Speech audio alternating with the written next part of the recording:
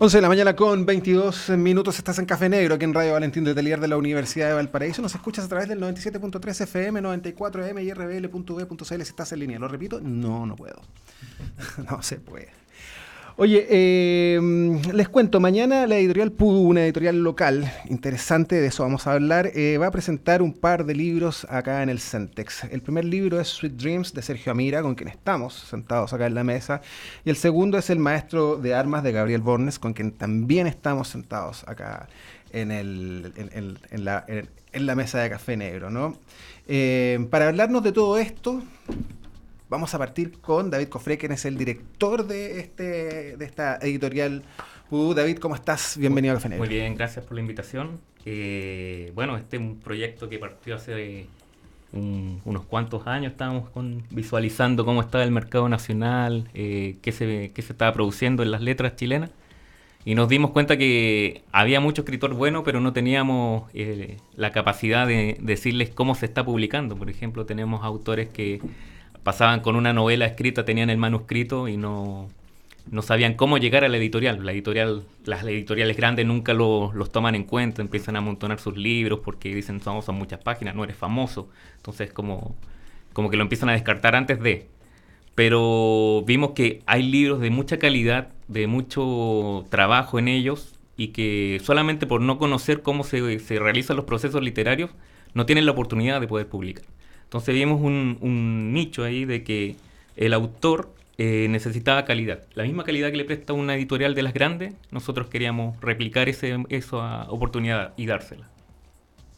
Ya, pero a ver, eso es un trabajo complejo finalmente, porque ustedes están ¿A quién estáis seleccionando? ¿Quién pasa por tu editorial? Claro, bueno, nosotros tenemos varios tipos de literatura en este sentido. Nosotros nos enfocamos en todo lo que es lo nacional, lo chileno, lo mitológico, y tratar de darle un realce a esos escritores.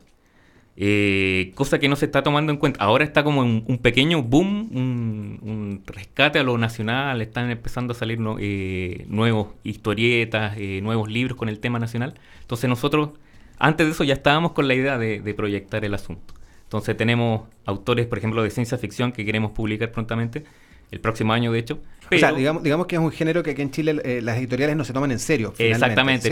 Siendo que afuera es una industria gigantesca. Claro, por ejemplo, ahora perfectamente están estas series de Netflix, que está el Black Mirror, todas esas cosas. Entonces le dan como la vuelta. Pero cuando ya llegó el boom, por ejemplo, los zombies, estaban hablando de los zombies, salió una serie que es de los zombies, y los zombies están hace años que están los zombies acá, y llega el boom y están todos con los zombies. Después, y esa relación que está directamente con en lo que es la serie con el libro, no sé, como que se la saltan, no la consideran. Ya, pero entonces Pudú anda buscando ahí entre escritores que se dedican a la literatura fantástica, a la ciencia ficción, a la mitología. Claro, pues pero que ese es como pero que camino, tengan su presencia nacional, que tengan que no necesitamos precisamente, por ejemplo, en el caso de lo que es ciencia ficción, no necesitamos que la invasión sea en Washington, que sea...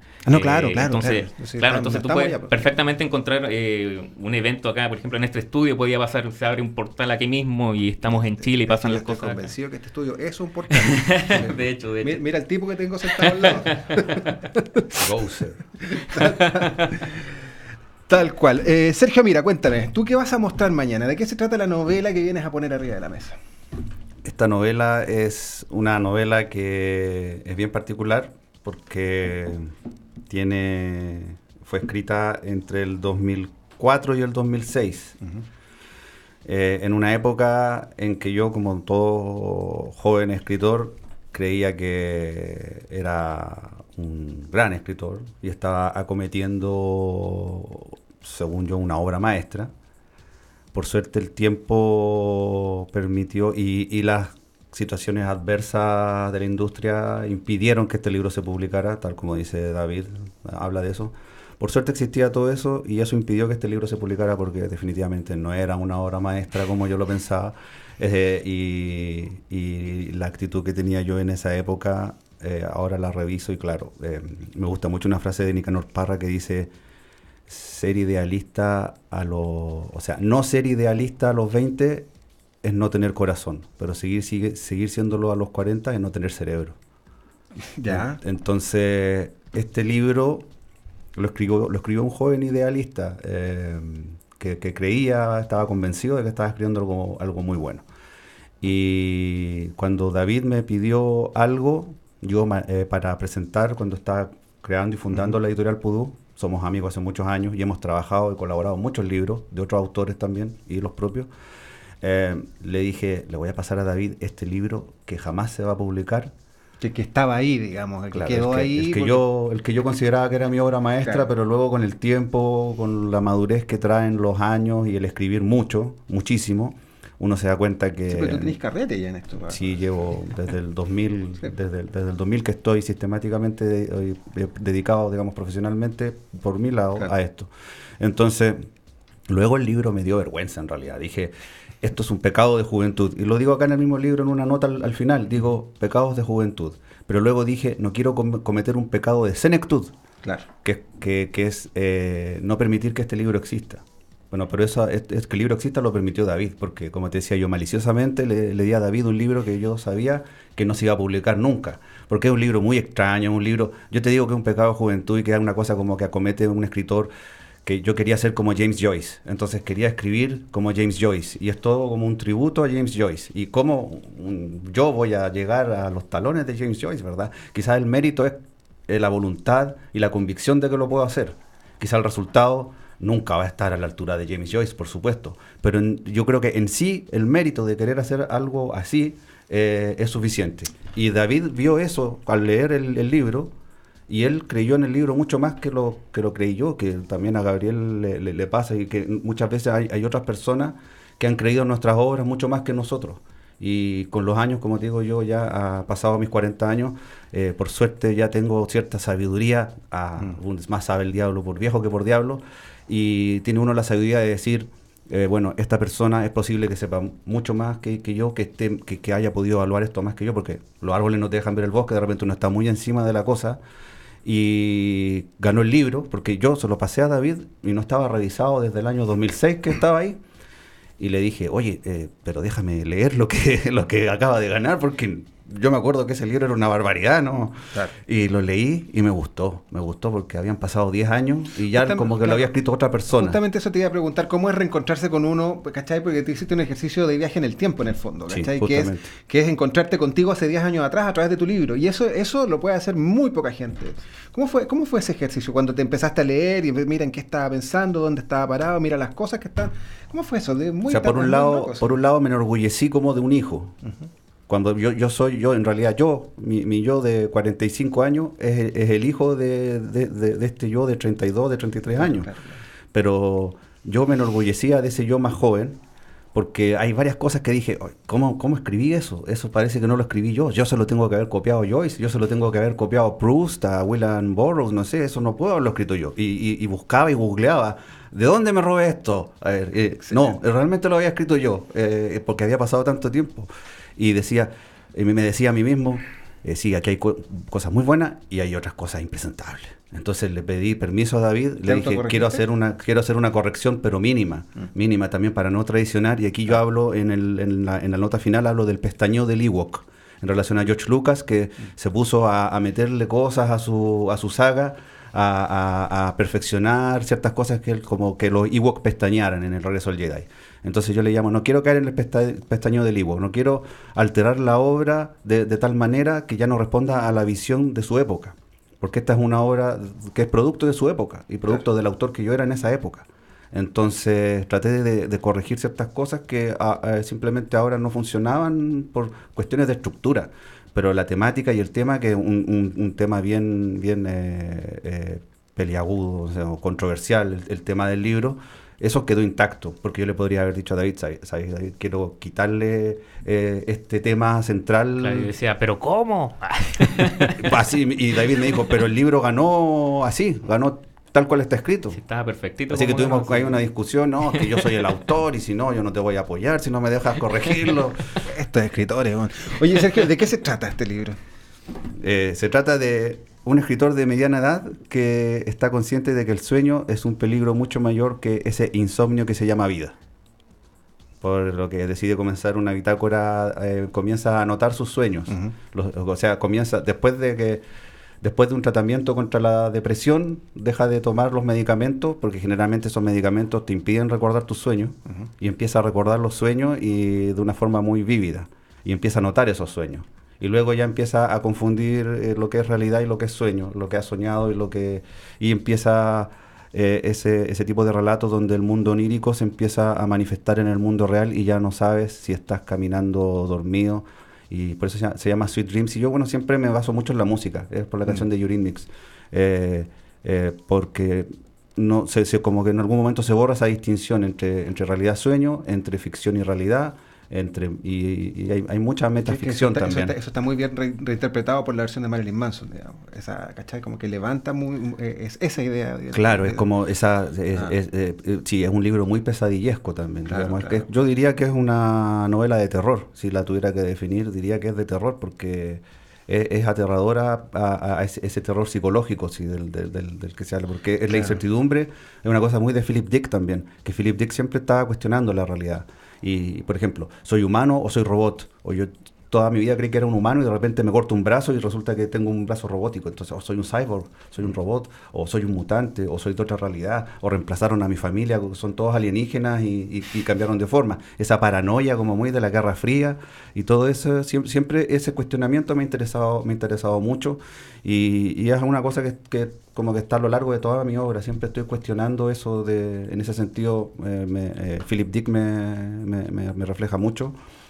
Por esa, no tener no contar con esa certidumbre de si somos quienes creemos ser, o cómo nos perciben los demás, o si podemos afectar en realidad el mundo, como con todas esas cosas que te dice la autoayuda, que invoca el universo, y todo eso, como decía también David, tiene que ver mucho con la mitología, con la religión, y con un concepto que hay en psicología también, que ahora se habla de la narrativa de la vida. Hazte cargo de la narrativa de tu vida. Sé protagonista tú de la historia de tu vida. Hazte cargo de tu narrativa. No seas un personaje secundario en tu propia historia. Increíble. Sweet Dreams de Sergio Gabriel, el maestro de armas. Hola, ¿qué tal? ¿Cómo están? Muchas gracias por la invitación, Eduardo. Aquí, bueno, El maestro de armas es una novela de fantasía épica, ¿ya? Es mi primera novela, sí, per se. Y es una novela a la que venía trabajando hace varios años. De hecho, fue gracias a Sergio que surgió esta novela de Sergio Amira. Como que Amira está haciendo un semillero, ¿eh? Claro, sí. No, sí, hace escuela. Está haciendo cuando escuela. nos conocimos con Gabriel hace más de 10 años ya, Sí, 2008. tuvimos una larga conversación donde él me contó todo este libro. Lo tenía él, todo el libro en su cabeza. Y esto, más que un libro, es un universo. Ni siquiera es un universo, es un multiverso. Y él ya lo tenía todo en su cabeza. Solo le faltaba escribirlo. Y eso fue lo que me ayudó, Sergio, porque lo que pasa es que yo soy un poco desordenado. O sea, por ejemplo, igual David lo puede decir, que igual se me ocurren ideas, entonces, voy a empezar a escribir esto. Y luego se me ocurrió esta otra historia, voy a empezar a escribir esta otra. Y no terminaba ninguna. O sea, el problema, tenía muy buenas ideas, algunas no, bueno, no tan buenas también, y después de eso no las terminaba, que ese es el mayor problema. Entonces, Sergio me dijo un día una tarea, me dijo, ¿sabes qué? Enfócate en una sola historia. Termina esa historia, no te pongas a escribir nada más, solo dedícate a esa. Me costó bastante terminar y terminamos lo que se llamó El maestro de armas, ¿ya? Que es el personaje principal de la novela, que se aparece en todos los demás cuentos, porque en el fondo es una unión de varios cuentos que se encuentran en un mismo universo, en un mismo mundo, en una fantasía épica. Yo dividí que estamos divididos en diferentes, se puede decir, dimensiones, mundos, círculos, que son concéntricos. ¿Ya? Cada mundo es más pequeño que cada mundo más cercano al centro es más pequeño y se van expandiendo. Y esto ocurre, por ejemplo, en el mundo 24. ¿Ya? Y en el mundo 24 hay una cantidad de magia, hay una cantidad de demonios, la típica que se ocupa en la fantasía épica. Y salió este personaje y salió con el primer capítulo, que fue como así, como narrativa, como descripción de que todo el mundo estaba asustado en un barco que estaba llegando a una ciudad portuaria. Todos se querían bajar rápidamente y la causa era un hombre que estaba en la proa, que todo el mundo le tenía miedo, ¿ya? Y resulta que después se llega la noticia que a la ciudad había llegado un maestro de armas. Y la pregunta fue después, ¿qué diablo es un maestro de armas? O sea, yo estaba con la... No, pero no solamente para después leer el libro. Yo mismo dije, ¿qué diablo es un maestro de armas? ¿Por qué se me ocurrió colocar eso? Y ahí seguimos avanzando en la historia hasta que la terminé. Y luego encontramos, bueno, varios me dijeron, tanto David como Sergio, dijeron, está buena, pero está muy liviana, o sea, muy ligera, son muy pocas. Entonces de pronto el mundo se empezó a abrir, empecé a abrir más ventanas y empecé a ver más historias, aparecieron más personajes y se relacionaban entre sí. Y de ahí empezaron a crearse este mundo y salió este libro.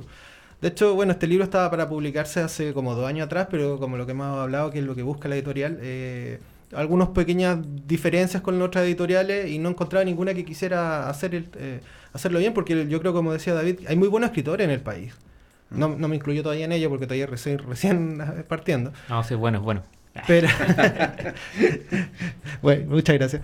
Pero el tema está que lo que falla en nuestra literatura, creo que en el mundo, en la industria de la literatura chilena, es el profesionalismo de los editoriales, o sea, de las editoriales, de los editores. No hay editores que sepan hacer el trabajo como corresponde. O sea, los escritores se sacan la mugre escribiendo, muchas veces trabajando, estudiando, viendo a su familia, haciendo cosas, que es lo que nos pasaba a Sergio y a mí en ese aspecto, sacando yo mi carrera, mi familia y todo lo demás, y trabajando al mismo tiempo. ¿De dónde te da tiempo para escribir? Y más encima de vivir de ello. Porque... Es que yo no sé si la gente, así como en muchas profesiones y oficios, no sé si la gente que se dedica a escribir saben qué se está metiendo cuando se mete, digamos, ¿cachai? Como voy a ser escritor. Yo te puedo contar así como una anécdota. Yo vengo del mundo de las artes. Yo soy de esos niños que desde que eran muy chicos, para dejarlo tranquilo, le pasaban lápices de colores y me ponían a dibujar ahí y miraba la tele y dibujaba lo que veía en la tele. Y de ahí, cuando yo dije quiero estudiar arte, porque quiero ser pintor, nadie me puso un pero, nadie me dijo te vas a morir de hambre y todo eso, porque como durante toda mi vida lo único que hice yo fue dibujar y pintar, era como lo natural, y eso estudié licenciatura en artes visuales con mención en grabado, luego hice un magíster en arte en la Universidad de Chile. Antes de eso estudié en Inglaterra arte y diseño también, porque viví un tiempo en Inglaterra, y me eché 8 años de arte, para luego terminar escribiendo. Finalmente, porque yo pienso que yo soy un pintor que escribe. Ya. Y en ese sentido, bueno, nos pasó que conversábamos con Sergio, él me contaba su historia, su universo, su idea, yo también veía las mías, cada uno daba su opinión al respecto, porque yo soy más que pintor, yo no dibujo, ni aunque mi vida estuviera el ahorcado, creo que mi mejor dibujo, se podría decir, el juego. Yo lo que sí leo mucho, he leído mucho desde pequeño, o sea, había una familia de lectores y... cuando pequeño la literatura fue un placer, nunca fue un escape, fue un placer. Desde ahí me acuerdo que me agarré mi primer libro y no fui a desayunar hasta que lo terminé. O sea, empecé a ver el libro y quería saber qué pasaba, qué terminaba, necesitaba saberlo. Y después ahora la escritura se convirtió, se podría decir que fue como un pequeño escape de la realidad, como decía Bradbury, de que a veces cada cierto tiempo el hombre se tiene que inyectar un poco de fantasía porque si no sobrevive en este mundo, en la realidad del mundo porque, pucha, el mundo, yo encuentro que lo peor que tenemos en el mundo que no es que sea injusto, sino que es bastante fome. O sea, donde hay dragones, donde hay elfos, en las películas solamente, en las novelas uno sueña. Y de hecho, un poco este universo, este multiverso que se creó aquí con el Maestro de Armas, que en el fondo el nombre original es Leyendas del Orbe, y que son varias historias metidas ahí, aplica un poco a eso. De hecho, nosotros somos el mundo, en mi universo, en el multiverso aparece nuestro mundo, que es el mundo 73, que está justo en la periferia, y en el cual nos llegan los resabios de la magia, y por eso te imaginamos tantas cosas y fantaseamos tanto con este tipo de cosas, porque no las tenemos. Entonces, los libros, las películas, la animación, los cómics, todo eso, nos entregan ese sueño, eso de que el mundo sea mucho más de lo que vemos, mucho más que lo que la naturaleza nos deja tener. Eso es porque estamos en el mundo 73. Dice. Es el mundo 73. Esa ahí sale, después se ha explicado en otros libros que estamos ahí trabajando. Pretendemos hacer la saga completa ya del libro. Ya que tomaste la palabra, David, tú te haces cargo de la editorial Pudú, un proyecto interesante. Tú eres diseñador gráfico de profesión. Sí. Leo acá de la escuela de Alan Brown. Eso quiere decir que estás acostumbrado a trabajar como tallerista y con mucha gente y de manera muy colaborativa. Sí, sí. La gracia y el aprendizaje que tuve con Alan, porque podemos decir que de hecho el taller que yo tuve en diseño fue taller editorial. En ese entonces, cuando me acuerdo que estábamos en principios del 2000 ya, todos estaban con el asunto de vamos a hacer todo en internet, la computación y todo. Claro. Eso. Entonces están los libros, ¿qué es eso? O sea, todos veníamos con otro chip de que queremos hacer páginas web, queremos estar en todo esto lo que es multimedia, pero los libros lo estábamos medio desmarcados. De hecho, yo llegué a la universidad sabiendo ya esto la programación de internet y todo eso. Y ese era como mi fin, ¿no? El libro no me llamaba la atención, a pesar de que yo tuve la suerte de tener un hogar en que los libreros estaban llenos de libros, entonces podía sacar el que quisieras y leer. De pequeño yo partí leyendo como a los 6, 7 años, estaba ya leyendo mitología griega, y fue gracias a Alan Brown que me interesó el proceso mismo de crear el libro, porque, Alan Brown, como es de la vieja escuela, estamos hablando de los años 60, 70 por ahí, que publicaban entre 25.000 ejemplares, unas cantidades que uno ni se imagina, o sea, y ellos hacían todo esto a mano, todo este trabajo de portadas, claro, Alan que también con Ennio Morteo de acá, que él era corrector de estilo, poeta. Los dos pasaron por la Universidad del Paraíso. Claro. Esas son eminencias andantes, o sea, tú puedes preguntarle cualquier cosa. Yo recuerdo que en uno de los talleres me mostró un libro, no recuerdo cuál, y me llamó la atención el diseño mismo de cómo estaba hecho. Era muy antiguo, pero tenía unas gráficas impresionantes. Oye, que está bueno este libro, le dije al profe. Lo hice yo, así con la humildad que tiene Alan Brown. Dijo, no, lo hice yo. Y, oye, pero profe, ¿cómo lo hizo? No, y empezó a mostrar todo lo que eran los procesos de que tenía que sacar unas 1000 fotocopias para llegar a un tono de que quedara ese color y sacar esa forma. Entonces, después conocí a Ennio. Ahí entendí, porque yo no conocía lo que era la corrección de estilo. Empecé con esos procesos y los tuve en mente bastante tiempo. Y fue gracias a Sergio y Francisco Fernández de la editorial Stratos, que contactamos y empezamos. Me dijo, oye, podríamos sacar un libro, dijo. ¿Tú sabías hacer libro? Me preguntó, así como, no, yo hace tiempo que yo me ando diseñando páginas web, hago logos, hago estas cosas. Me desenvuelvo como diseñador. Y de editor nada. Y ahí empezamos a darle entre Sergio, empezamos a aprender los procesos y yo me recordaba algo y empezamos a aplicar todos los conocimientos. Y empezamos a ver detalles. Por ejemplo, Sergio me agregaba, por ejemplo, los guiones. Uno no tenía idea de que hay diferencia entre lo que es el signo menos, el guión, la línea de diálogo, todos esos procesos, que es lo que la editorial es pequeña tampoco conoce. Entonces, como no tienen ese proceso profesional de conocimiento, como que empiezan a hacer las cosas, hagamos libros, no, hagamos más. Y nosotros empezamos a decir, no, pero ¿para qué vamos a hacer más? Hagámoslos bien, hagamos con una calidad, démosle el espacio que necesita ese escritor para que no le hagan un fanzine, que le hagan un libro. No queremos un prelibro, queremos un libro. Y eso empezamos a hacerle el trabajo con Sergio, empezamos a procesar con él a veces de editor, a veces yo de editor, y empezamos a aprender en el mismo proceso, aprender haciendo. Es la mejor forma de aprender. Y claro, y como teníamos, como dices tú, que había el proceso de estos talleres, que uno empieza como a interactuar con gente, a mover muchos grupos de gente, porque tienes que estar hablando, por ejemplo, el libro sale para tal fecha, tienes que hablar con el escritor, después el otro, la corrección tanto, y empiezas a ver los procesos y la gestión que lleva a hacer el libro. Y las fechas, ahora lo que nos faltaba a nosotros era eso de la gestión del evento, el lanzamiento, radio, esa parte es como también, yo encuentro que la parte más pesada del proceso editorial, la parte entretenida. Es lo agotador realmente. Sí, pues la parte entretenida para mí es eso, estar el recibir el libro así en bruto, ver el potencial que tiene y presentarlo más poderoso ese libro de cómo lo reciben. O sea, sacar una joya y pulirla, porque en el fondo eso, o sea, el autor crea esta joya, o sea, la saca de su interior de alguna manera, y el editor el que tiene el trabajo de pulirla, de cortarla y pulirla, que es lo que en el fondo debería hacerse profesionalmente, como decía David. Y que muchas veces, muchas editoriales lo único que quieren sacar, y sacan en papel blanco, en mala calidad, pareciera que fueran de esas copias piratas de la calle. Y claro, eso nos llama la atención al lector, porque el lector dice, si yo voy a pagar dinero, tanta cantidad de dinero, quiero algo que se note el arte, el trabajo en ello, lo profesional. Llevamos ya muchos libros, unos 30 libros ya producidos en conjunto, entonces para otras editoriales. Para distintas editoriales. Y no solamente nacional, o sea, hemos trabajado con México, Venezuela, Cuba. Entonces la gente nos contacta porque estamos supongo que estamos haciendo las cosas bien, porque si no, no tendríamos este tipo de... Ok, Editorial Pú, mañana, ¿a qué hora? Mañana a las 7. Están todos invitados, va a haber en el Centex, en Plaza Sotomayor 233, en el antiguo edificio de Correos, abajo en el Zócalo, allá lo vamos a estar esperando.